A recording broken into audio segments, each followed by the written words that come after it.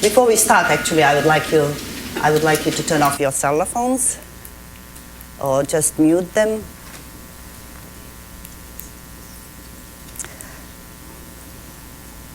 Welcome to the U.S. Institute of Peace for the event on Bosnia, which we co-sponsored with the Emerging Democracies Institute. I'm truly pleased to see so many people still interested in what is going on in Bosnia. As we know, things have never fully settled there.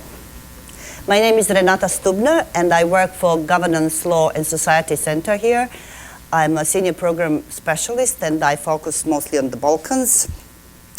And the way we will proceed today, we will have our speakers here, panelists, speak for 15 minutes. I'll introduce each of them before they speak, not more than 15 minutes, and after that we'll have open floor for questions. We are also webcasting this event, so we may get some questions online. We are using our Twitter account. The information can be found on our website. So there are many things that can be touched upon today, but this particular panel will concentrate on the recent and still ongoing protests and whether and how they might influence the outcome of yet another crucial elections in Bosnia and Herzegovina to be held this year in October. We've had so many crucial elections which have in general not brought much change for better.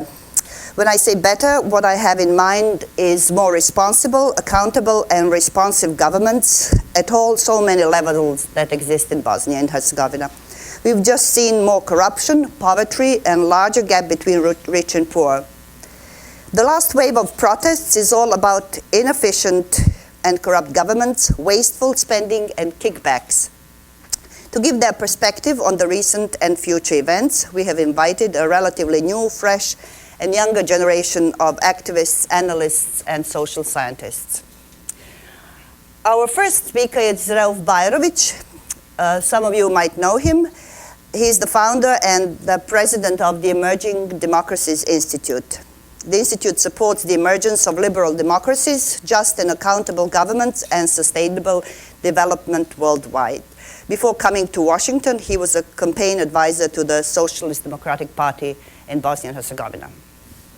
Thank you very much, Renata.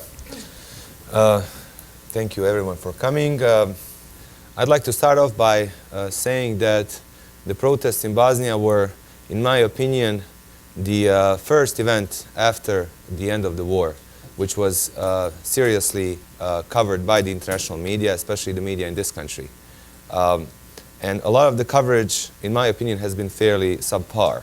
And that maybe is not something that should surprise a lot of people, a lot of you who follow Bosnia regularly, because Bosnia has dropped off the international map for such a long time that a lot of the journalists who covered the country have really lost touch with the realities on the ground.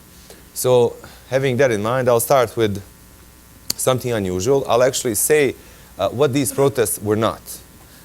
So the protests that happened in Bosnia in the last couple of months and started on the 5th of February in the city of Tuzla in northeast Bosnia, and then quickly spread across the country and resulted in the resignation of 4 cantonal governments. They were not instigated by anyone. A lot of the people in the political scene tried to, after a while, claim credit for the protests, but in reality that has nothing to do with how things turned out. And also, there was nobody outside of Bosnia. No foreign power really had any influence over the protests or how they went. And equally important, these protests were not ethnic. There was nothing ethnic about these protests. A lot of the people in Bosnia and some of the people outside of Bosnia who follow Bosnia try to portray these events as ethnic in nature in some way or another. They tried to say that some of the protests were, there were more protests in Bosnia-controlled areas of the country than the RS or the parts of the country that the HDZ controls. But the actual reason for the protests had nothing to do with the ethnicity. The protests were actually caused by rampant corruption and absolute inability of the ruling parties to actually deliver on what they promised almost 4 years ago now. The response of the parties has been, I must say, as expected. They tried to portray this as either an attack on the Bosnian state, so the so-called pro-Bosnian parties tried to say that these protests were just the introduction to the breakup of the country. The RS parties, especially actually the ruling party in the RS, the SNSD, tried to say that these protests were actually will turn into a movement against the RS, and that the RS will somehow disappear after a few more months or weeks of the protests. And of course, the HDZ claimed that these were an anti-Croat protest, an anti-Croat conspiracy that was instigated from outside of the country, and that essentially will end up helping those who want to do away with the cantons, which was absolutely untrue. So as I said, in reality, the protests were completely organic and caused by the rampant corruption and inability of the ruling parties to deliver on what they promised in 2010, or even some of them, going as far back as 1990, one can say. And they were actually very decentralized.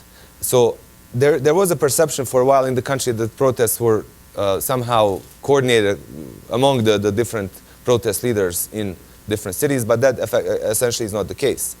Each one of the cities had its own movement, and each one of the cities had its own reasons for the protests. It started in Tuzla with the workers of privatized companies.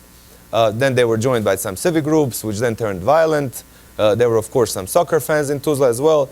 But then in Sarajevo was a kind of a different crowd. It was less of privatized workers, more of youth and soccer fans. Mostar, on the other hand, was mostly NGO activists and people who are fairly well known in the NGO community, etc. In Bihać, it was a completely different affair. It was essentially a protest against the local elite there.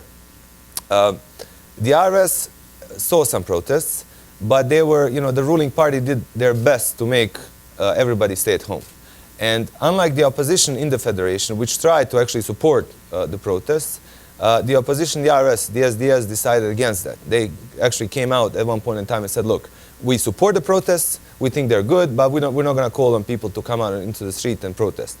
And my understanding of that is that the Serbian government, actually, at that time Minister of the Deputy Prime Minister, Vučić, and now the future Prime Minister of Serbia, did not really have any interest in having a lot of trouble in a state next door, because he was going to coast to victory, which actually ended up happening.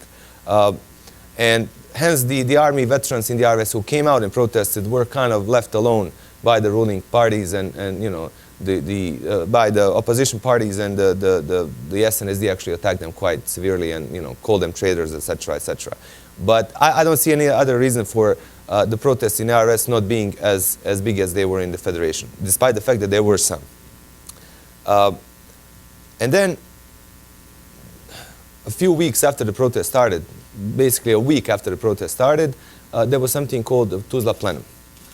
Essentially, there was an attempt by some of the NGO activists or civic activists in Tuzla to try to get this into some kind of a framework and get it into a more organized kind of environment. After a while, the plenum started spreading all across the country, and today we have plenums in many cities in Bosnia, 30 or 40 at the very least.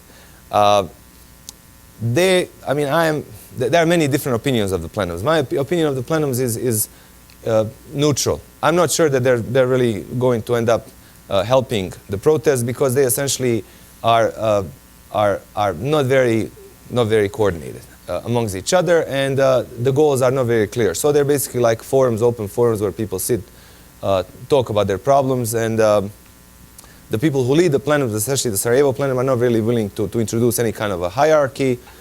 So the actual result will be that you're going to have a lot of requests, but not much action after that. And the protests have started subsiding after the plenums were introduced.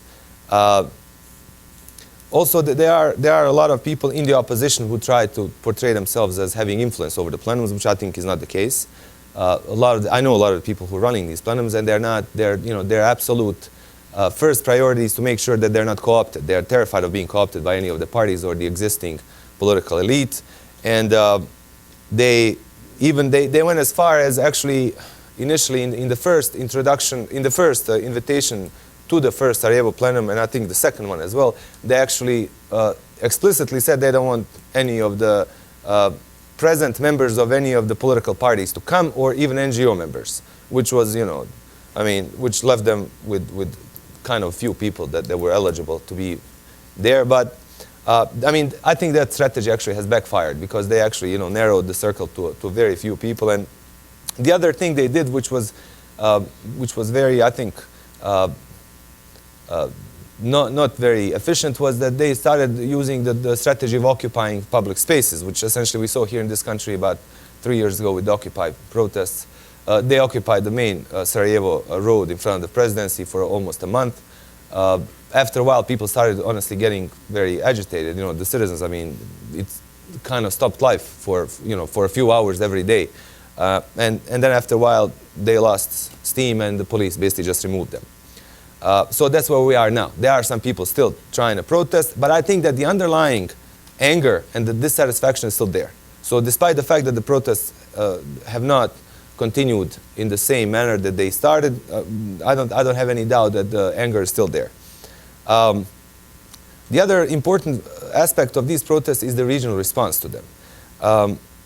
There were two neighboring countries, of course, were unfortunately as involved as they are usually, but this time around, actually, for the first time in 10 years, I'm going to say something that I find hard actually to believe, that it was Serbia which was more helpful than Croatia, because the Croat foreign minister decided to hop on a plane or a car and go to Western Mostar after everything that happened in Mostar happened, and he just met with the HDZ officials. He just visited the recently burned down Prime Minister, yeah, sorry, you're right. The Croatian Prime Minister Milanovic showed up in Western Mostar. He met with the HDZ officials there, so only Bosnian Croats.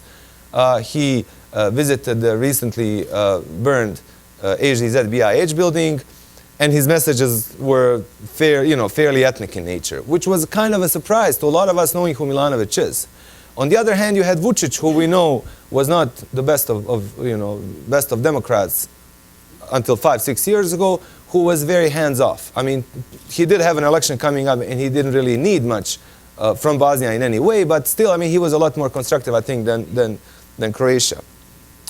And then, I think that as a result of these protests, because of the fact that there was no political force that essentially profited from them, and the plenums did not turn into a political force of any kind, I think if election was held today, you would have two things happening. First of all, the turnout, in my opinion, would be very low.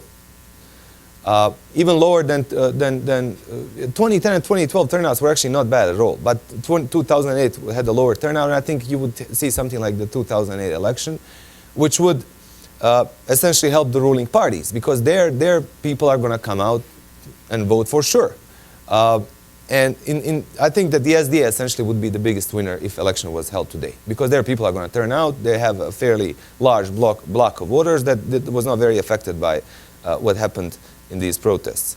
And the other, I think, lesson learned is that change in Bosnia, just like anywhere else, and I'm sure that my colleagues are going to talk about that, in my opinion, is impossible without political involvement. I think civic engagement is extremely important. It is absolutely essential that it's there, but expecting change without political involvement, I think, is very unrealistic. It hasn't happened anywhere so far, and it's certainly not going to happen in Bosnia.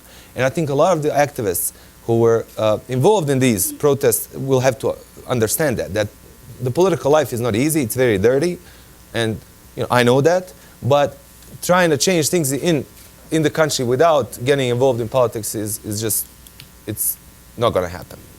I always try to give what I think the U.S. government should do. We are in Washington nonetheless, but as well as the EU. I think that because of the fairly low turnout that we can expect now after these protests, and the message of the protest was that basically all parties are the same, all politicians are bad, politics is bad. I think that the U.S. government, the EU, should fund GOTV efforts across the country. Find them in a serious manner. And I think that the U.S. government officials and the EU officials should actually publicly come out and say that, since they're meeting these protesters and members of these plenums, they should come out and say that the anger that's there, and that's very justified. I don't think there's anybody in the country who will say that the anger that we saw was not justified. It's absolutely justified. But the best way to take it out is at the ballot box. I think that's the other message that has to be publicly said. And the ruling parties have essentially become very, of course, very scared. But at the same time, you have this creeping authoritarianism that has resurfaced after many years in Bosnia. You had people in Mostar beaten up, for example, people who were trying to organize the protests. Some of the union leaders were beaten up. Essentially, the anti-HDZ people were beaten up. People in Sarajevo were arrested. These young kids who were alleged to have burned down the government buildings are now facing terrorism charges. I think that's preposterous. I mean, I think that taking, so the message is, okay, we're going to start exercising the rule of law as of today. Starting with these young kids who did something or not that a lot of people support, unfortunately. So I think that the ruling parties need to be told that doing this is absolutely unacceptable.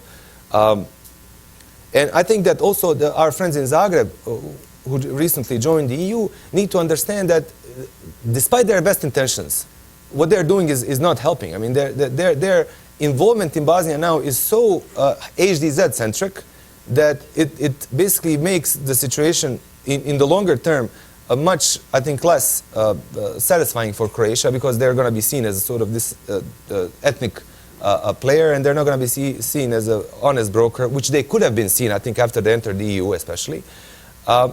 And I think they need to become aware of the fact that their support for the HDZ essentially makes the HDZ even more obstructionist. And we saw the obstructionism of the HDZ after the 2010 election, when they basically held the country hostage for about 4 months, where they blocked the election of the delegates to the House of Peoples.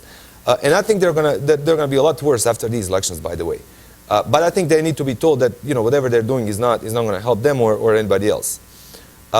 And I think whatever the outcome of the election, I think that the US government and the EU have to be ready to work with anybody that's elected. I think the agenda is fairly clear. It's the adoption of the Sejdić-Finci decision. The so-called coordination mechanism, in my opinion, is absolutely a wrong move by the EU, and I think should be dropped as a precondition. But basically everything else then, that Milada, I'm sure, will mention, the pre-accession criteria will then kick in after we sign the SAA. And I think that there should be a readiness to work with whoever gets elected. And my last point is a fairly controversial one. I think that the US government and the EU should support any party in the RS that is willing to allow Bosnia to go into NATO. And I think SDS should be included in that as well. I mean, SDS is a party which essentially orchestrated a genocide. It's not the prettiest bunch, but the way that Dodik has been going in the last 6-7 years, even SDS has become an acceptable option as long as they're willing to let the country move forward. And I will end there. Thank you very much. Thank you, Reuf. Our next speaker is, he's just come from Sarajevo, so he's an activist there, Darko Brkan. He's president of the NGO Why Not, which means why, which in Bosnia is Zašto ne. The organization was established as a youth peace organization with the purpose of working on the demilitarization of Bosnian society and establishing the right to conscientious objection in Bosnia and Herzegovina. The organization is now focused mostly on civic activism, government accountability, and the use of new technologies, among other things. Their most famous project is Istinomir, Truth Meter, an online platform for the monitoring and evaluation of responsibilities of public office holders and political parties in power. Istinomir platform analyzes on a daily basis public statements of public office holders and assesses their responsibility. Statements of individuals are tested for consistency and veracity, as well as the fulfillment of the promises given in statements. Istinomir also monitors and analyzes the quality and level of fulfillment of electoral promises of the parties in power at different levels. Darko, the floor is yours. Thank you for inviting me. Actually, I'll pretty much have the same things said as Reuf did, but I'll probably give another perspective to everything. Basically, starting with the protests and what happened in the beginning of February in Bosnia, actually, and from the point that Reuf made, that's basically saying that the anger is still there and that it's actually alive, that it's basically hasn't stopped even with some sort of pacification of the protests in the aftermath. I want to say that actually these protests, in my opinion, are continuation of a process that actually started even like 8 or 10 years ago in Bosnia with the first civic protests and first civic initiatives that were were based on the dissatisfaction with the work of the government. And they have scaled in the meantime. They have scaled obviously they have scaled in the level of violence or the level of engagement on that field of the citizens, and they have scaled obviously in the territory-wise, because they were usually very specific to certain cities and mostly Sarajevo in the beginning. Now they're obviously happening throughout the country, and I think that kind of scaling is something that we can expect in the future if the situation continues to perpetuate in terms of the way that the government is working and communicating with the citizens. So actually I think that, and my point is based on the fact that the last protests we've seen before the February ones were just like a couple of months away. They were in June 2013 with the blockade of the parliament and the ID numbers protests. And actually the essentiality of these protests was that for the cause of the ID numbers there was like, a couple of hundred people gathered in the start, and then like when it turned out to be some sort of an anti-establishment thing, the next day it actually turned out to be a very massive protest in scale. So like I guess that actually having that in mind, that we are facing probably the next round of things if the things continue in a way that they have in the past. So that's pretty much where I see the future of the country if what Reuf was saying, the elections or the whole political dynamics don't change very soon. And I think, but on the other hand, I think this is the first time that we actually have a chance, probably not as much as we had it in the couple of days immediately after the protests ended, but like there's still a chance of changing the situation, and primarily because of the fact that actually these protests have been kind of first of all pretty violent, and second of all successful in actually the government resigning after them. It has known to happen before 2008. The cantonal city government had to resign but only after the elections, a couple of months after the protests, and actually the kind of a protest movement did lead to the Prime Minister of Federation resigning in 2009. But this was the first time that actually a popular demand backed by the protests immediately dismissed four cantonal governments in a time frame of 2 days. So actually I think that's where probably we should look into where the success of these protests was, and how does it have a potential of changing the political dynamics in the future. I would agree with Reuf that the protests were totally spontaneous and basically came out of a basically there was a trigger waiting to happen, like all the way since the out-of-the-box protests and blocking of the parliament in June last year. I think that the citizens were just waiting for the next trigger for this to happen, and in this case the trigger was police reacting violently towards the protesters in Tuzla. It was in the first day it was just the workers of the state-owned firms there, and actually the violent reaction of the police triggered the protests throughout the country, and obviously it was just waiting to happen. So basically they were pretty spontaneous, and to be honest, they were not so. The protests did not scale in the number of people overall on the street, because potentially the protests in June 2013 or even the protests in 2008 would be, for instance, in Sarajevo, bigger in numbers than the ones in February. But they did scale in the level of rage and dissatisfaction of the people, and basically in the aftermath in the government resigning in these cities. And also I think that the fact that the different parties held office in different cities was also very, very substantial to the protest, because in the start there was not this the whole movement of the political parties against the protest, because some of them actually did support the whole thing happening only in Tuzla and being confined to Tuzla. But then when it spread around, then there was like a wide reaction by the parties. But actually, in the end, it was, in my opinion, already too late. And the fact that they were spontaneous and that they were not articulated another point is that they were not articulated in the start.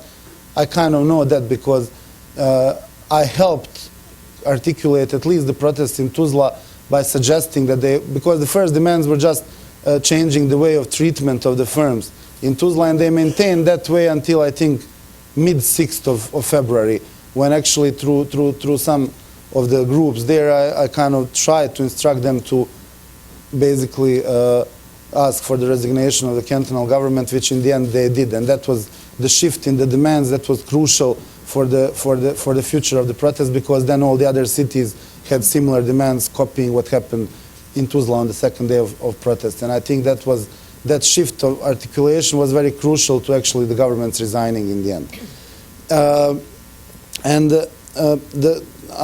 And basically these are the basic facts I want to make about the protests, and the most, let's say, important one being that actually I personally think that if the situation continues to be the same, that we are facing more of these in the future. I've been said that the same, that there's not a big chance after the protests in June, but obviously only a couple of months later they happen. So I'm guessing that it's the case this time again. On the aftermath of the protest, I think we are again seeing a continuation of a process in a way, because I think that there's a couple of similar mistakes being made in the aftermath of the protest as they happened before. And I'm just going to do a couple of them, basically, just to give my opinion on where the plenums movement is heading, and where the whole, I would say, civil society movement after the protest is heading, and where I guess that it should change in order for things to be able to have a perspective of changing.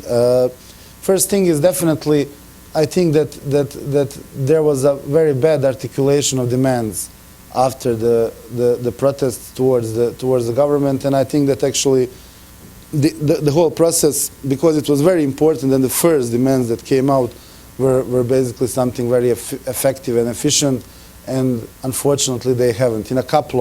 I'll just illustrate a couple of points. I personally think that the whole demand of an expert government just a couple of months before elections is was wrong due to the fact that actually that would basically take the burden of accountability from the ruling parties if it had happened so in that way, and we still don't know how the governments will be formed, so we don't know that. My opinion is that they should have asked at least for concentration governments that could actually be held responsible in terms of the parties that actually are in the parliament. So the whole dismissal of the political system and the parliaments was kind of wrong in terms of, especially in the framework of looking into the next elections just a couple of months away from the protests.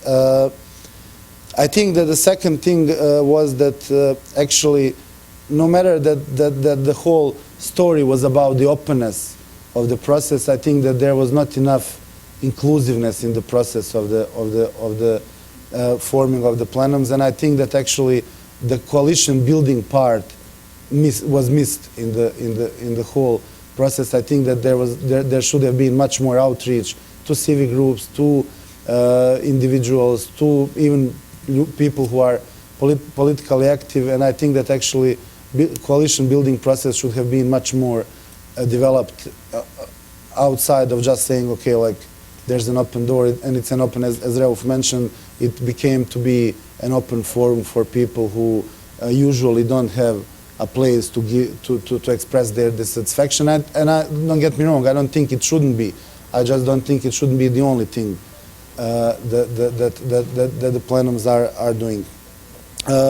Coordination was already mentioned by Reuf, so I pretty much share the opinion on that point.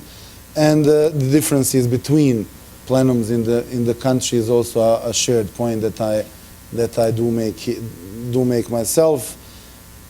Also, I think that the whole activity strategy and the PR strategy was kind of given the fact that it was all spontaneous, was wrong in the end, and I don't think that the whole exhaustion of both the people in the protests and of the people of the cities was the right way to go. I think that it should have been planned differently and executed differently in a way to maintain the possibility of legitimacy of the protests that happened in February. And I think that was lost because the legitimacy of the movement depended on the legitimacy of the protests that happened in February. And I think that was easily left behind in the whole process because somehow the process of establishing forums and plenums was considered to be in a way by the participating people more important than the protests themselves. And I think that actually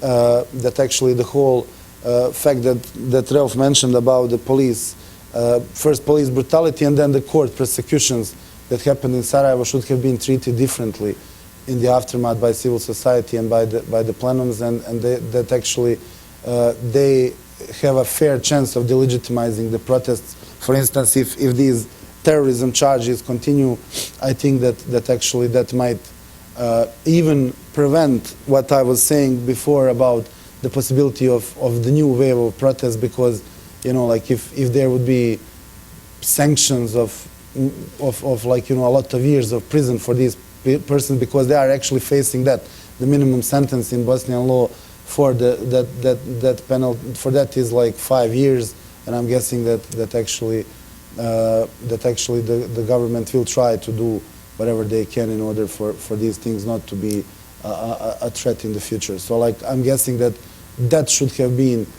an activity towards which the aftermath of the protest should have taken more paths towards. And actually, I think that the whole everyday protest movement was kind of wrong because it basically isolated the population, and it actually brought down the level of support, because if you look at the numbers that were done just a few days after the protest, like there's a vast majority, and that's where another scaling of these protests was. A vast majority of population throughout the country supported the protests and everything that they brought on one side, and even like I think the number was 52 or 53% of the population supported the violence happening on the protests, which was like very different to whatever happened before. And I think that over the time of the continuation of the protest, that support was lost, and that's another point. Now trying to transfer that all to elections and to the work in the future, I think there's a fair chance actually here even now of changing the whole political discourse and the dynamics around that. And I think that actually all these things have kind of brought at the moment the whole thing to some sort of pacification. But I think that actually in the future, if the whole movement becomes more spread and basically takes in different initiatives from civil society, from political parties, and actually I think there's a fertile soil for actually trying to establish communication with the political parties and the government in a different way.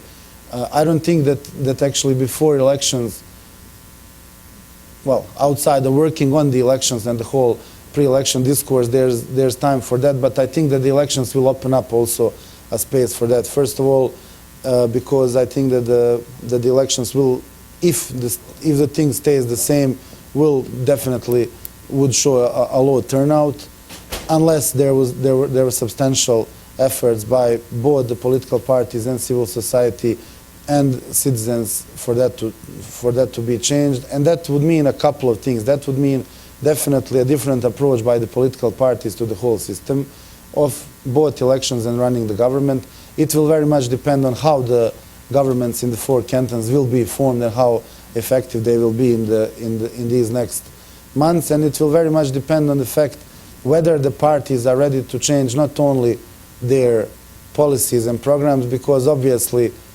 if you look at Istinomir and our data, all of their programs are pretty okay in terms of what they actually promise, but the implementation is totally. I mean, I think currently they are at 3%, a couple of months before elections, of accomplishment of promises, and the previous government in the 2006-2010 mandate was 5%. So at the best, we are expecting the same number as the previous government. So it's not about the programs, it's about the people. So what they have to understand is that only by changing the candidates, only by changing the persons on the list, only by changing the faces that are promoting the parties, they can regain any trust within the population. At this moment, there's like 60% of absentees that we expect, and there's additional up to 30% of the total population of people who are undecided. So only around 10 to 12% of the population is decided on the next elections. So like that has never happened before, even in Bosnia. And actually, the parties are facing a great dissatisfaction by the citizens on the elections if they don't change something in this. And that's where I see a chance. I see a chance also for civil society in the time before the elections to try to, I don't know if lustration is a wrong word, but maybe to try to, like, let's say, initiate some sort of a internal party reform and lustration of the candidate lists from the people who actually don't have any support within the population. And actually, coming to that point, I think that there's another change attached to this. I think that after these protests, the parties should be, and I think they are more ready than ever to open up some forms of dialogue with the citizens and civil society. And I think that the problem with that is that actually nor the civil society nor the citizens are willing to talk or negotiate with the people who have failed so dearly until now. So I think that's why they need to change the names and people in order to even be able to talk to the people. Of course, there's an alternative. There's an alternative of new phases coming up, new parties happening. But you know, like that's in the frame of speculation, and I don't know anything about that, what will happen. But I'm talking about the current political discourse and current political parties. They would need to transform, and they would need to definitely change if we want to move forward. And I think there's a chance for that. I mean, like, however little it might be, it's bigger than ever before. And actually, one other thing about elections that I find a little bit good, and I'm not sure whether I will, because you said that parties will be even more harsh in a way, but more uncompromising. I think that what we should expect from the elections, that I'm hoping that no party in Bosnia will actually have a blockade control over a blockade mechanism in the aftermath of these elections. And that's, I think, something that we should hope for in the elections of 2014. I don't think that on any level outside of the cantonal we might even face that no party would have a control over a blockade mechanism, which would make actually the whole system much more compromising potentially. I mean, I'm not saying that it will happen. I'm just saying that it might provide alternatives on every side of the political spectrum, and on every within every ethnicity and within all political parties. It will provide alternatives both in forming of the government and in the functioning of the institutions in the future, if that happens in that way.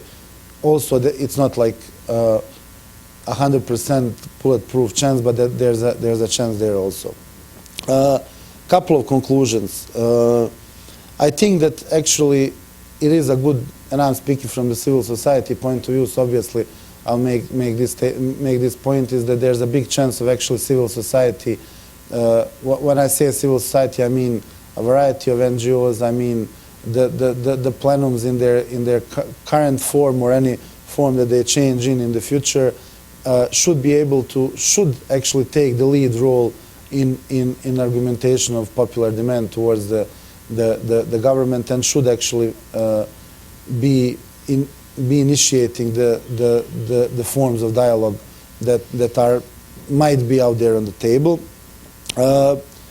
Actually, I think that it should, and I kind of mentioned that already before, initiate the processes of demands for the change of the parties and for the transformation of the parties in their internal democracy and in the people who are in the parties. And actually, I think that civil society should try to establish a strong coalition before these elections on these issues, and should actually, for the first time, coalitions have happened before the elections, but they've never maintained after the elections, and that's, I think, one thing that's very wrong within civil society in Bosnia. I think they should, a coalition like that would focus on accountability, and political parties should be maintained even after the elections. And regarding the political parties, I pretty much said everything, and I think that actually, outside of the fact that political parties should actually, for the first time, try to offer realistic and let's say reality-based programs outside of the wishful thinking they were promising in the past. And I think that if they come up with some, the first party that comes up with that, and actually that promotes new people that will be that will have dialogue with that will be eager to have dialogue with the citizens, would be the party that stands good chances on the upcoming elections and in the future elections in Bosnia. And yeah, pretty much that's it. Okay, thank you. Darko, we'll have more time to hear from Darko when we have questions from the audience. Our last speaker is Professor Milada Vachudova. She comes from the University of North Carolina at Chapel Hill and has followed the Balkans since her early days. She will give us a different perspective. She recently published an article in Foreign Affairs, but her major work was a book, Europe Undivided, where she challenges European Union to continue using enlargement as a tool to promote liberal democracy, ethnic tolerance, and economic prosperity. I'd also like to read just a brief quotation, what she wrote in 2005 in a memo prepared for the State of the European Union conference in Princeton, long before Croatia became a member of the EU and events in Ukraine happened. This is a quote from her paper. For the Western Balkan state of Croatia, Macedonia, Serbia, Montenegro, Albania, and Bosnia and Herzegovina, moving through the process of qualifying to join the EU offers the only real prospect for stability, democracy, and economic revitalization. Integrating the Western Balkan states into the EU is the cornerstone of the long-term foreign policy of all international actors toward the region.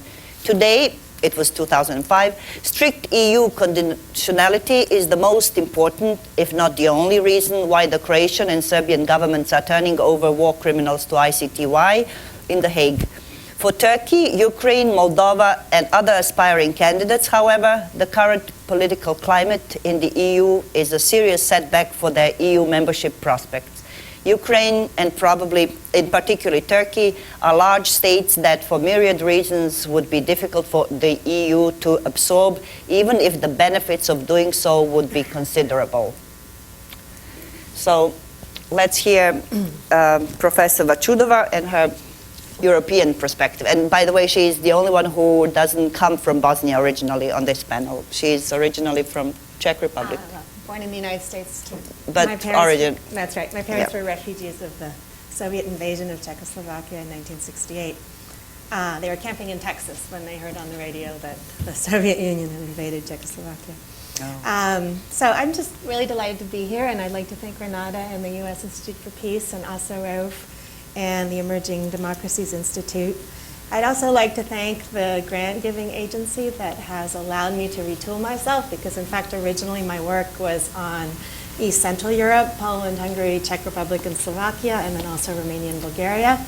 And most of my colleagues we all started out doing these dissertations in the 90s in East Central Europe, most of my colleagues still work on that region. But I got 2 grants from the National Council of East European and Eurasian Research, NCER, which is funded by Title VIII in the State Department. And this is what allowed me to retool. So my new cases are Bosnia, Serbia, Macedonia, and Croatia. And I'm flirting with Montenegro, but I'm not so sure. And as some of you may know, this program has now been cut, which I think is extremely unfortunate, because it's impossible to build expertise without funding for field research, and that's what the NCER program allowed me to do. And I've also received funds from the European Union Center for Excellence to do this. Let me just start a little bit by talking about the protests, and then I'll move to the European Union. I agree very much that the protests have been important. You know, it's really the first time that I think there's sustained pressure on Bosnian politicians for better governance. And this is important because governance has been atrocious in Bosnia, right? If you look at how the country is governed at all the different levels, it is inefficient. The levels of corruption are astounding. The use of state resources is not at all efficient. And the people who suffer from this are ordinary Bosnian citizens of whatever ethnicity, right? And so ordinary citizens, it's really good to see them put pressure on politicians. That's the only way that we can have sustained change. Bosnia's main problem has been that you have a political class which is happy with the status quo, right? We all think of Bosnia as in need of serious change in terms of economic revitalization and improvement in human development and employment and everything, but for the political class, the status quo is convenient. They're engaged in systemic rent seeking, and they can use ethnic politics to win elections and legitimize their power. Now, Bosnian politicians aren't alone in having this kind of double act of rent seeking justified by kind of ethnic politics. This happens across the region, right? But we've seen changes for the better in neighboring countries, and hopefully will in Bosnia. I find it kind of alarming in my research because when I interview political party members, which is what I've been doing in Bosnia as well as everybody else, you know, there's almost a level of collusion on the part of the leaders of the main political parties of the three ethnic groups, the Bosnian Serbs, the Bosnian Croats, and the Bosniaks, right? You have a sort of sense that when the cameras are on, you know, we're fighting, we're debating. When the cameras are off, at the back of the kafana, you know, we're all kind of making sure the status quo remains the same. And this is actually, in some ways, fueled by the fact that the Bosnian state is so large. So you have a lot of ordinary Bosnian citizens that also fear change, right? There's a lot of uncertainty, and a lot of people's jobs depend on the current, are tied to the status quo as well. And so you have ordinary Bosnians who continue to vote for these parties that they know are highly corrupt, because there's a lot of, well, what will change mean for me and for my job? So having finally pressure for better government is really important, and of course it's worrying if the protests and the plenums are kind of sealing themselves off from society in general. Now there are a couple of real roadblocks to change, and I'll talk about these briefly, and I'm happy to expand in the Q&A. I agree completely with Reuf and Darko that the number one problem is that the protesters and the plenums are not translating their political energy into political parties, whether that means forming new parties or transforming existing parties. And you know what? You can even try to transform existing politicians, right? We don't have to look far in the region to find people who we would have never thought would be reforming the judiciary and preparing their country for the EU, for example, Vučić in Serbia. I'm very sympathetic to this anti-politics kind of atmosphere in the plenums. I have a close, I used to work for some time in the Czech Republic. I worked for some time for Václav Havel. I was on the streets of Prague during the Revolution of '89, and the Civic Forum in Prague, as well as Solidarity in Poland, had this kind of anti-politics. We're going to do the things through civil society, an alternative way to parties. But you know what? They were totally outmaneuvered by regular politicians working through regular parties. And there's simply no other way. It's political parties that create programs, get elected, and then govern whether or not their government matches in any way the program they put forward. So the absolutely worst thing that dissatisfied Bosnians could do at this point is not vote.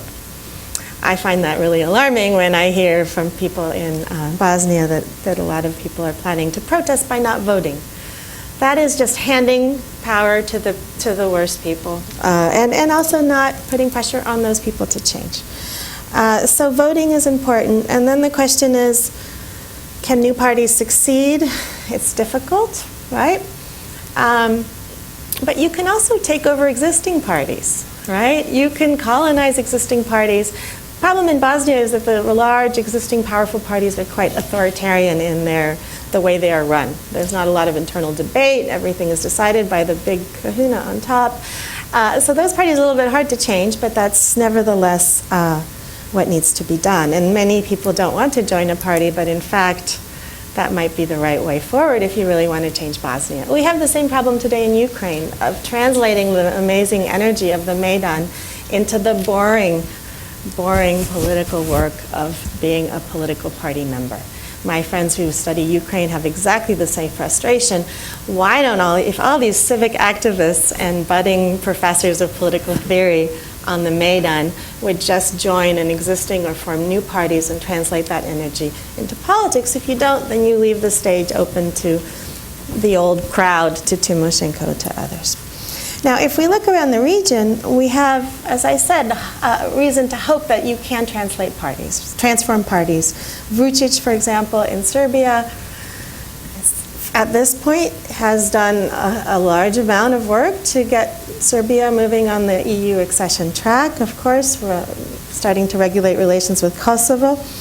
But what he's also done, and if Vučić was hit by a bus today, I think this is what he should be remembered for, not that I'm wishing that, but is that he has moved a lot of Serbian voters away from nationalist positions. So if you look at I was lucky enough to look at a lot of opinion poll data, opinion poll work. Ordinary Serbs, the level to which they care about losing Kosovo has decreased dramatically, and their opposition or their support for EU membership has increased. People who are in his party, people who are progressive and even former SNP voters. SNS voters.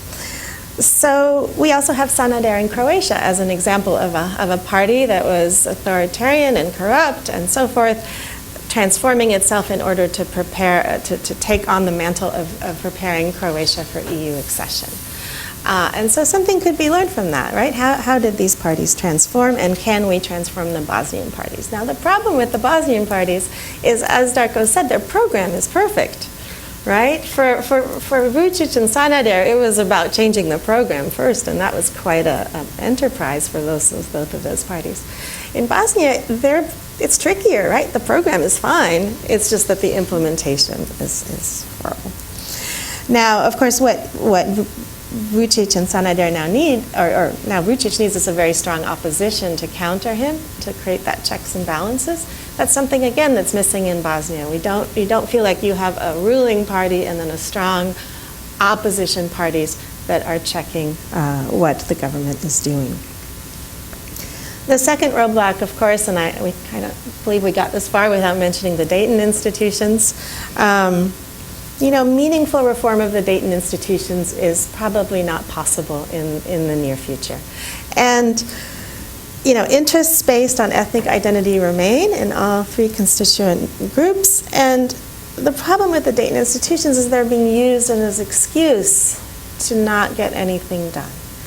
And they're used as an excuse to justify how bad things are in terms of governance. What really needs to happen now is to stop blaming the Dayton institutions, stop blaming the EU as well, I'll get to that, and start thinking about how existing politicians and political parties can improve governance within the existing institutions. And that, I think, is one of the positive things about the plenums, is that there have been very concrete suggestions about how to improve governance. And at the cantonal level, with the resignation of some of these governments, and now hopefully a real attempt to continue to watch and monitor and debate changes, we can see some actual results.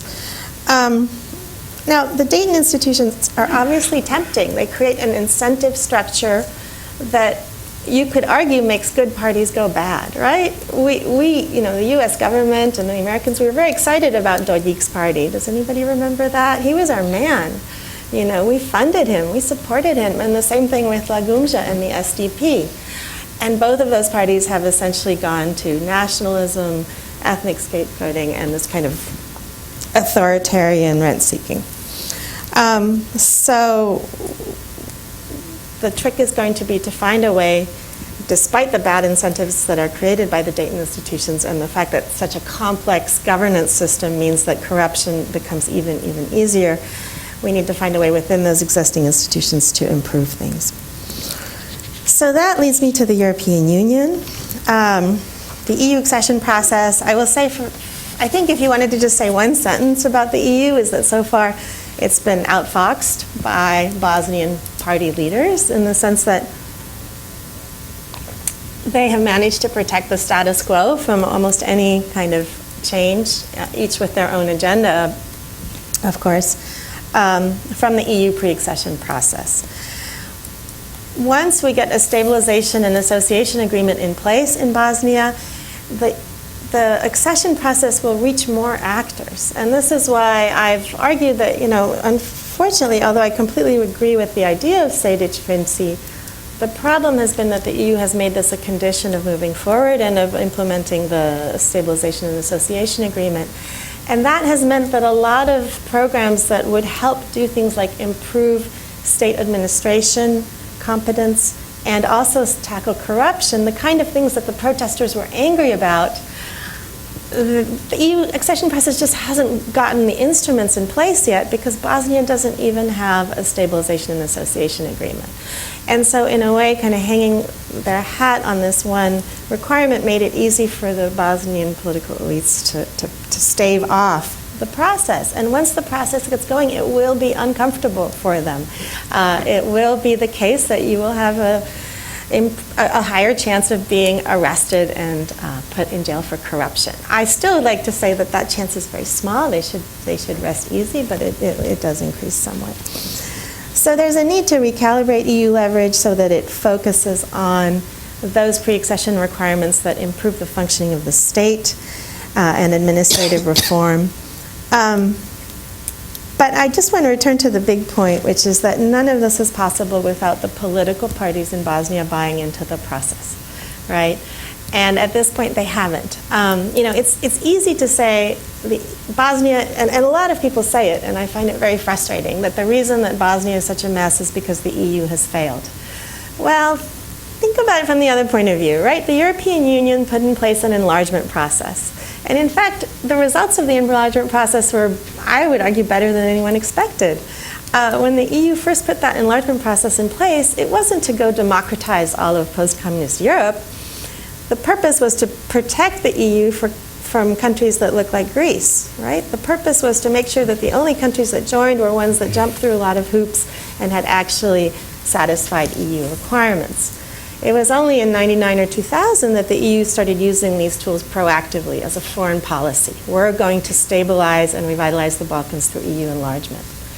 But changing the tools has been slow, and you can definitely criticize the EU for not adapting. Tools that worked pretty well in the Czech Republic and Poland needed to be revamped and expanded for countries in the Western Balkans. But it's also the case that Bosnia just has very difficult initial conditions, right? And the worst and the most difficult initial condition is, going back to the beginning, is the fact that political parties don't feel pressure from their voters to perform and to get their country moving into the EU. And there are a lot of reasons for that we can talk about, but up to now, parties in Bosnia have not worried that they will not get elected because the EU pre-accession process has stalled. And that's different than in Serbia or Croatia or the other candidate countries. Thank you, Milada. Is that Yep. basically? Mm-hmm. Can we open the floor? Absolutely. Okay. So now, thank you, Milada, Darko, and Reuf, for giving us such an interesting and diverse, I would say, view on what's going on. And we have a very, I see some famous experts on the Balkans here in the audience, and we expect to hear some interesting questions from you. If you would like to make a question, if you can, please stand up and get to one of the mics that are on both sides of the aisle. Introduce yourself and make a question. But before, you can form a line if you want. But before we do that, I would like to make a question first. As the moderator, I think I deserve to have that right. And this is something that I heard recently, the news that Radio Free Europe and Voice of America service, Bosnian service and some other services are about to close this year for the reason we will not discuss here. But so my question is for Darko, Reuf, if Radio Free Europe, probably Darko, if Radio Free Europe and the Voice of America are to close their Bosnian service this year, where would citizens go to get their independent news? Locally, because people get... I can always promote myself and say istinu, but that's not true, because we are very focused on what we do, and we are focused on party promises and statements of the politicians. But that kind of information you should look at our website. My answer to that is that actually I do every morning hear the regional news of Radio Free Europe on my computer while having breakfast, and it's actually somehow the only place where I know that I will not have any issues with whatever I hear, and that what I hear is basically something that is without any influence or without anybody behind it, and that's the bottom line. And I do read all the news, I do follow all the media both in Bosnia and some of them regionally, but actually, and I do know how to recognize what happens there and what is true or not. But for many, these two outlets are actually the only place where actually they can read something without any influence, and so that actually lost. Not only that it's actually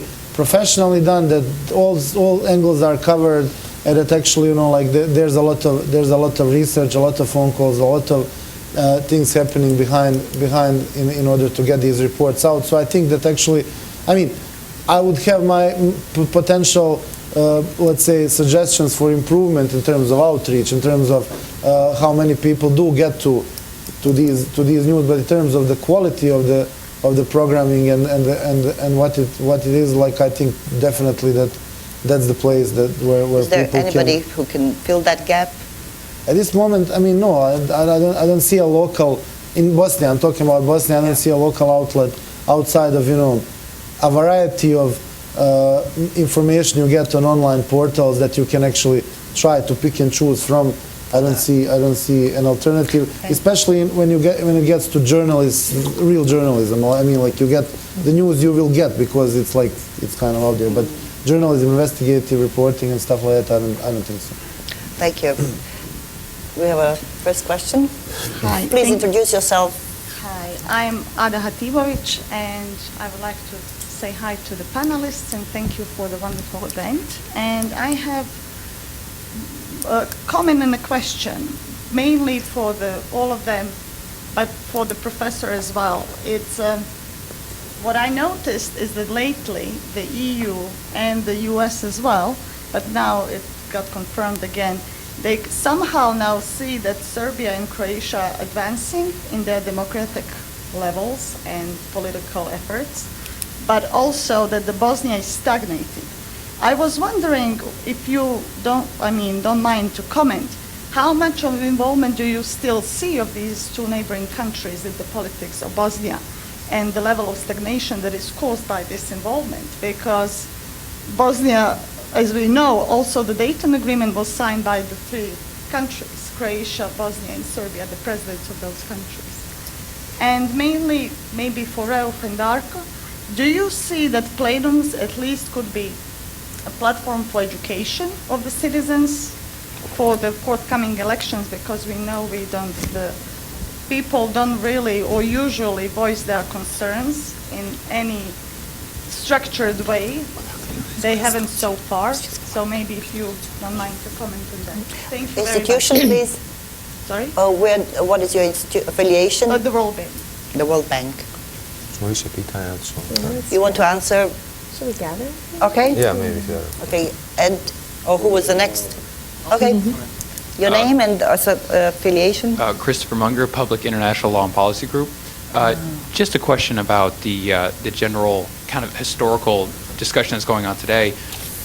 Obviously, there's maybe a lot of upset and a lot of opportunities for corruption and nepotism and bad governance because of the complications coming from the Dayton Accords and the system of government that's set up. So what are the chances of maybe reform to the Dayton Accords, the Constitution, and then what is the outcome that people are hoping to see if that does take place? Thank you. You want to? Okay, I'll take the first question, I guess. Serbia and Croatia are involved, of course, in Bosnia. Most of their involvement has been negative. For a number of years, Croatia was actually a very positive player, especially during the reign of President Mesic, in my view. But that has since changed. Croatia is very involved and was very involved even in the government formation in 2010 and 2011. Serbia, of course, has been involved for a number of years, although that involvement now seems to have changed. I mean, they're now trying to do something that would help them present a new face towards the EU, which I think is very good. But I think the one actor that has often been neglected, especially in Bosnia, actually is Russia. Mr. Dodik is fairly close to Mr. Putin. I mean, I don't know how much people really followed that, but he was one of the few people who went after Crimea was annexed. He went up to Moscow and met with Mr. Lavrov, and they had a very nice exchange there. One of the many exchanges that Mr. Dodik has had with them in Moscow. So I think that a lot of Bosnia's inability to enter NATO is directly caused by influence that Mr. Putin exerted over Bosnia. That has often been unreported because very frankly, the interest in the Western capitals for confrontation with Moscow, especially in Germany, for confrontation with Moscow over Bosnia was almost non-existent. So I think that the influence of the regional countries must be viewed through actually these larger relations that we have on the international level. And you asked about plenums and education, whether they can educate the public. To an extent, maybe, but I lived in Bosnia for 12 years before coming here. So I don't have a feeling that people actually can't say what they think. I mean, in smaller cities, people are sometimes unable to raise their voice. But in bigger urban areas, there's fair amount of freedom. I mean, freedom of speech. People can say what they think, and it's not about. I think that what was missed in the plenum is that this is not about giving people a chance to say what was wrong. Bosnia is not an autocracy. I mean, it's about getting things done. It's about pushing the parties to do those things. And I think, by people saying that, it's not, I don't think that's really, I think it was a wasted opportunity, honestly. Because they wanted to educate the public. I mean, you educate the public in different ways, but, so, I don't think that's really the place to educate the public on democracy. Okay. The question from PLPG about I'll take the plenums and the PLPG question. I'm like on the plenums question. Actually, I'll just add to Reuf because I mostly agree with him.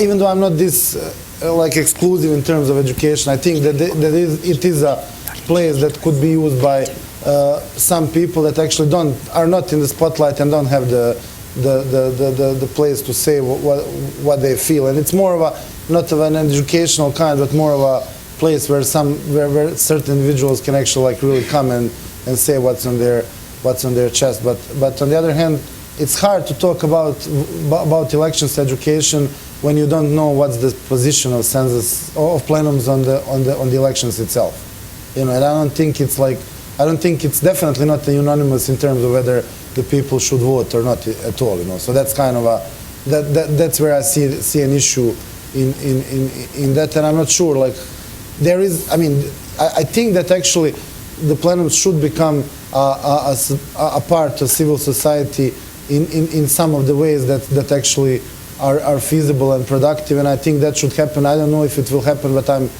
hoping for that to happen. On the question of the constitutional changes, I think that I'll be a little bit controversial because I am totally for changing the Dayton arrangement. But in many ways, the whole process of constitutional changes has been counterproductive in the past years because it has blocked the political processes totally. And like, I'll just give you an example. This year, just I think 2 months ago, the state parliament was about to vote on the removing of a constitutional provision that says that the parliamentarians cannot, during their mandate, have their salaries decreased, which is in the constitution. And the reason for not voting for that was because they are waiting for the Sejdić-Finski constitutional process, and they will not vote on this before that happens. So, like, I'm just telling you how things run, and in many cases it is counterproductive to the political processes on the ground, and it's making things less compromisable on the ground. I mean, I'm totally for it, but you know, it needs to come in a place and time, and with some chance of success, because everything else that we've seen has failed. And actually, you know, I've been here 2010 talking about small incremental steps outside of the big packages, and 4 years later on, I'm in the same position. You know, like, I don't know. Thank you. I'll just be really brief. So on the question about neighboring countries, I mean, of course, to the extent that Croatian and Serbian governments are supporting political party leaders who are, you know, practicing horrendous government and are very corrupt, this is not helping Bosnia. On the flip side, you know, there's a certain dramatization in the Bosnian media in Sarajevo about the relationship between Republika Srpska and Serbia. There's nothing surprising there. People in Republika Srpska who are Serb, they feel Serb, and they feel a lot of affection towards Belgrade and Serbia. Just like Hungarians in Romania feel a lot of affection towards Hungary and Budapest, and you can describe that in different ways, but it's kind of a reality, right? And you know, today, if you're a Hungarian living in Romania, you can get a Hungarian passport. This is kind of the norm in Europe, and so it's probably likely that that will take place as well. And I think one danger is that there'll be an overreaction to what is sort of should be an expected and normal relationship. As far as reforming the Dayton institutions, you know, the cantons should be reformed. Of course they should be reformed. I mean, the first step, you can't really reform the relationship between the Republika Srpska and the Federation because Dodik will not allow it. And he is extremely well funded. He's got Washington lawyers working for him. He's very careful. He knows exactly what he's doing, and he's not going to allow it. You could have reform of the Federation, and the U.S. has tried to support that over the last few years, and that has also gone nowhere. It's correct to say that the cantons guarantee some of the autonomy that the Croatian community wants. On the other hand, the cantons are also the level of government that really was the object of a lot of the anger in the protests. It's the level of government which seems to be the most inefficient and corrupt and kind of, you know, makes Bosnia stand out in terms of how states in the world are run. What we need is at the moment, you know, in order to reform the Dayton institutions, you would need voters in Republika Srpska to prefer to reduce the power of Republika Srpska in the name of efficiency and good government. And we're not there. We're not there now. And I'll leave it at that. Okay, we have next two questions. Good morning. Good morning. Renata, I don't know if you know me. My name is Edward Joseph with Johns Hopkins SAIS. Renata, congratulations. A great and very timely panel. What I would like to ask is just 3 quick bullet points on the plenums.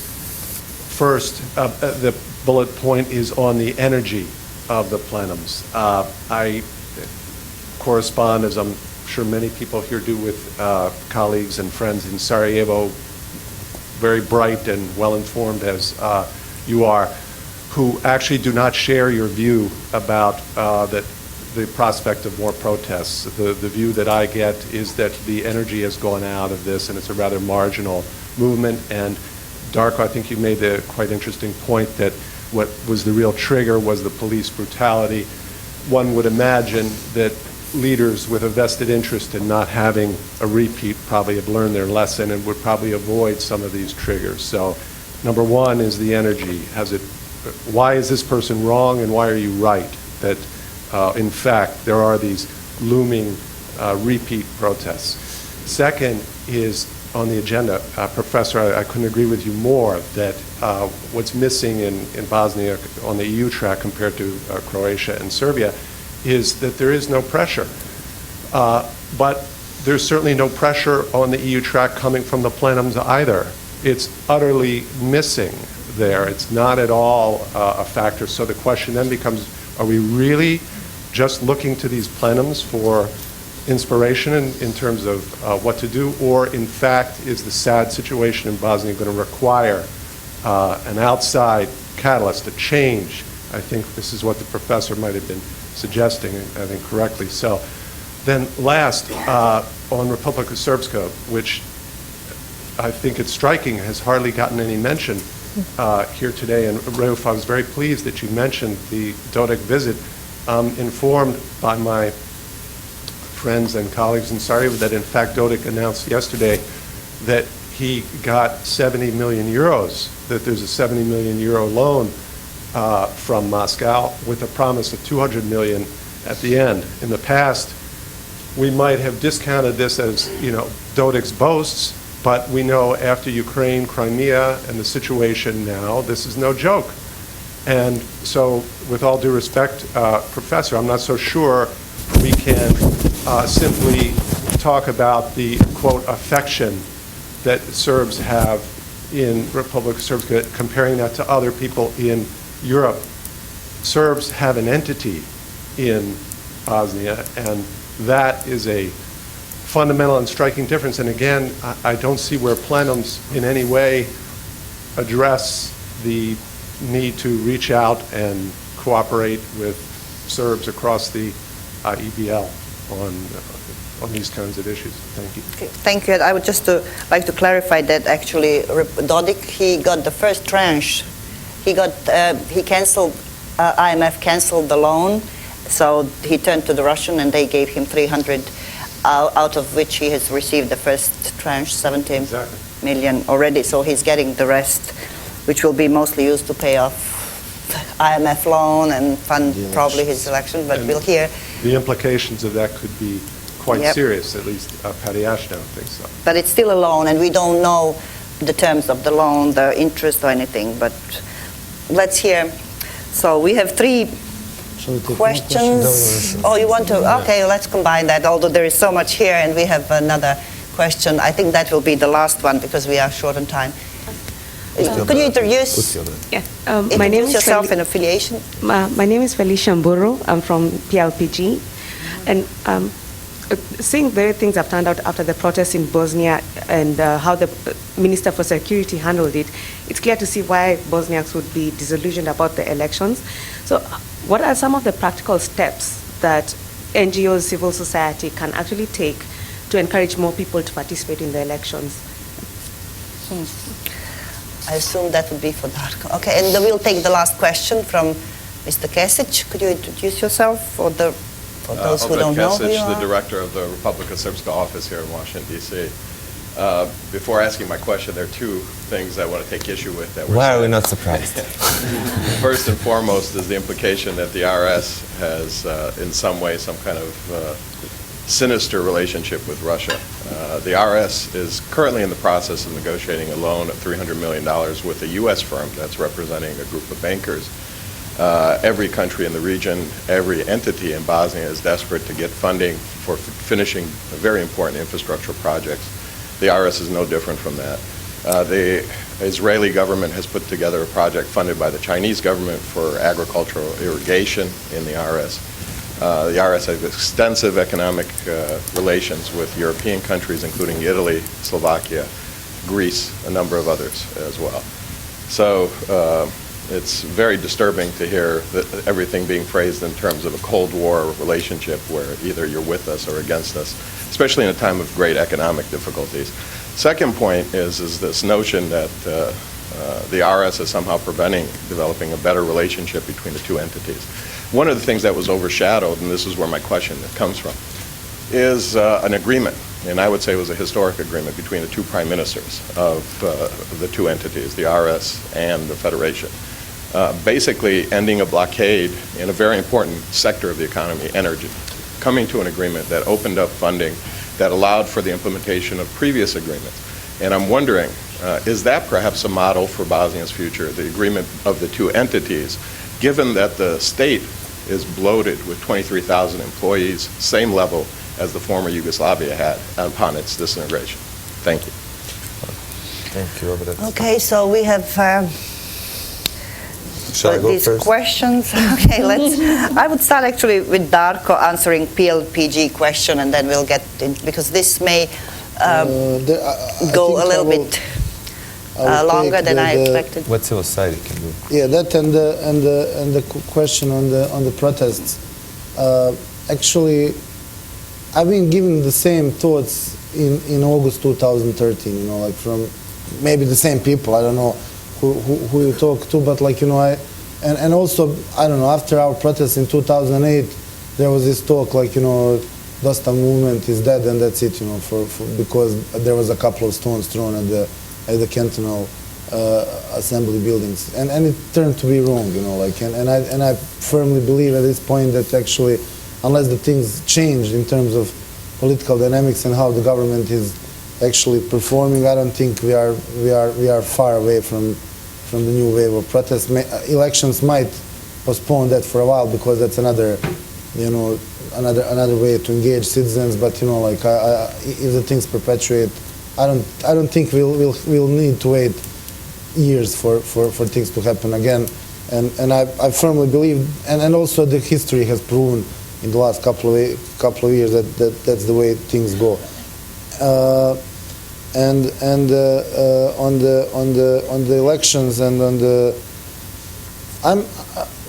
that's always a hard question when you want to answer the question how to get more people at the elections, and it will definitely ultimately depend on the parties and what they have to offer, you know. But where we can help is actually with the current situation, the current numbers that we have, the people don't believe in the existing parties in Bosnia.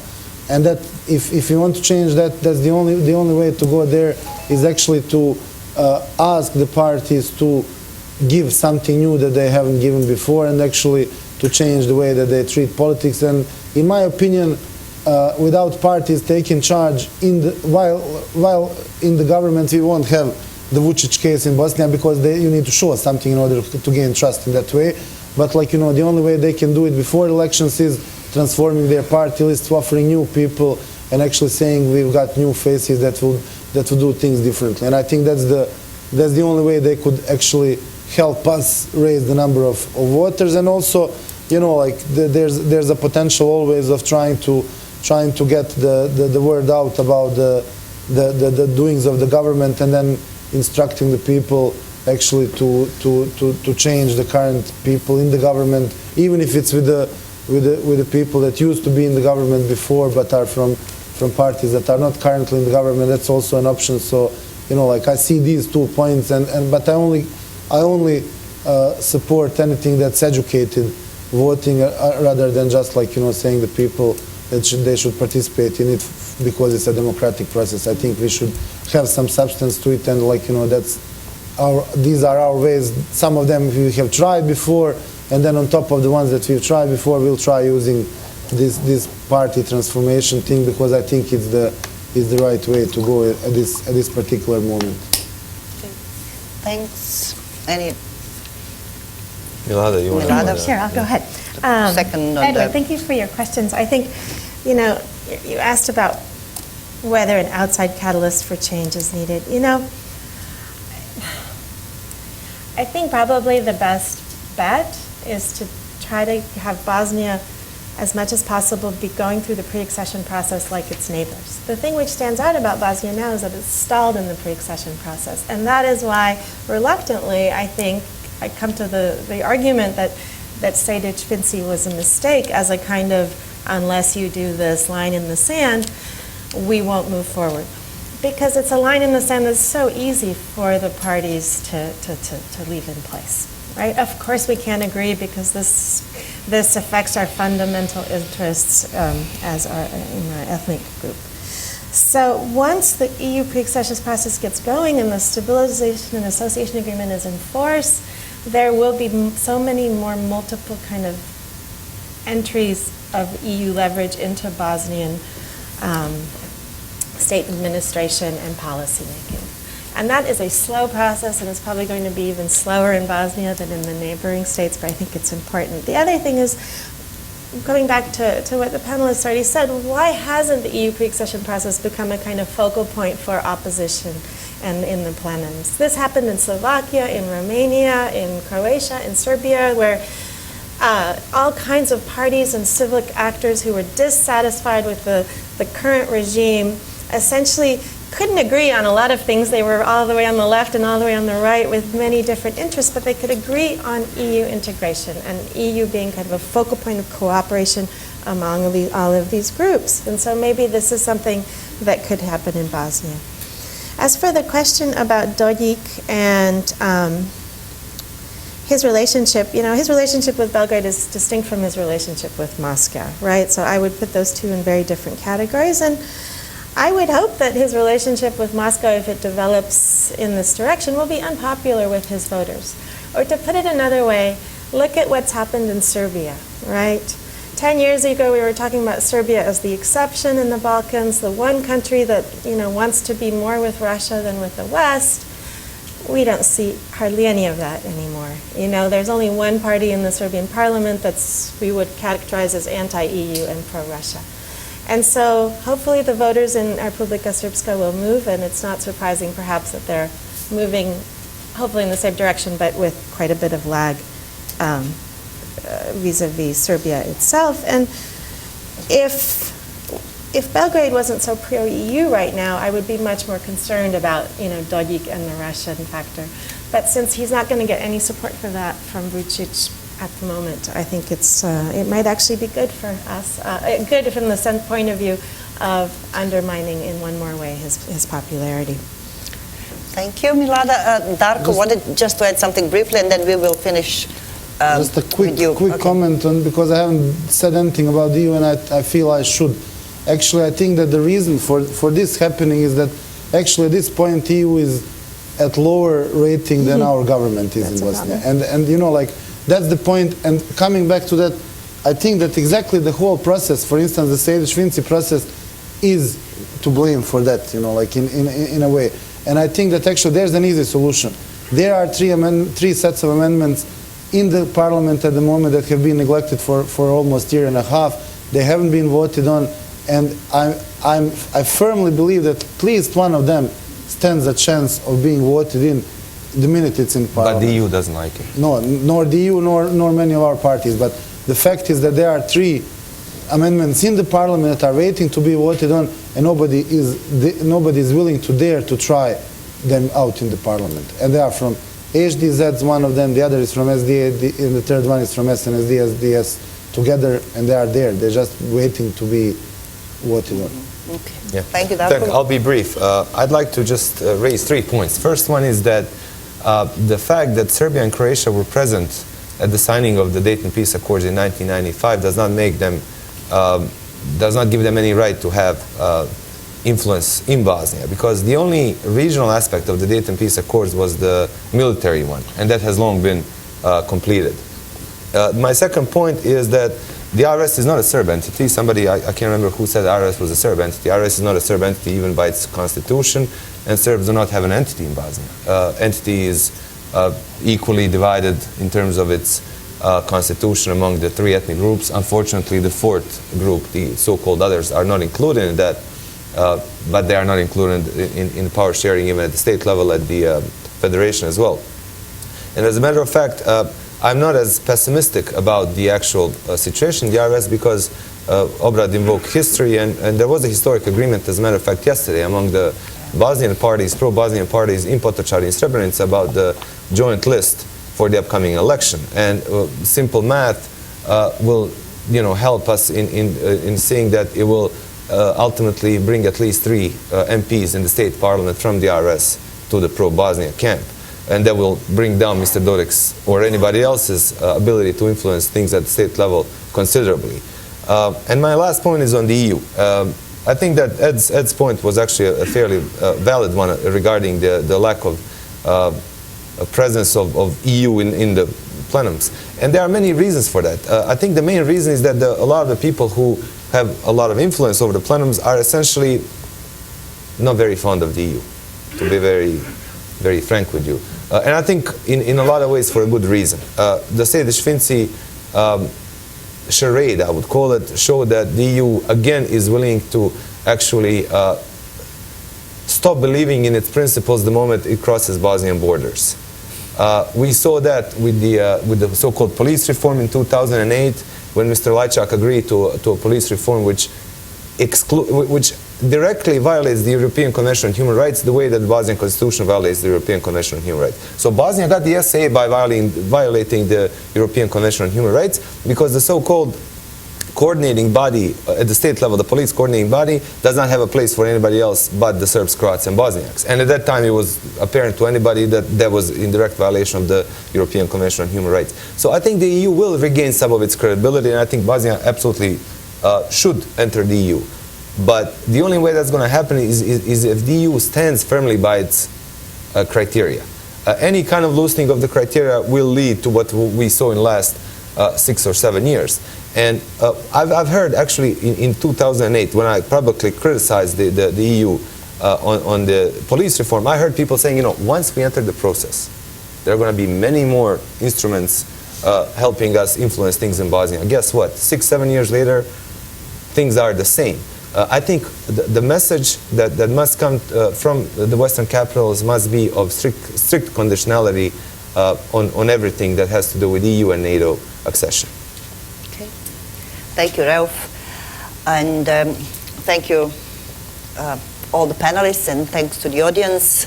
I would just like to end this with a piece of news I read in the paper that you can think about. It is about this decision, actual agreement between Federation and the President of Republika Srpska to split equally the profits from the electricity sold that was exported out of Bosnia, which, as you know, we have a surplus of electricity. So in that, when it's to share profit, they can agree right away.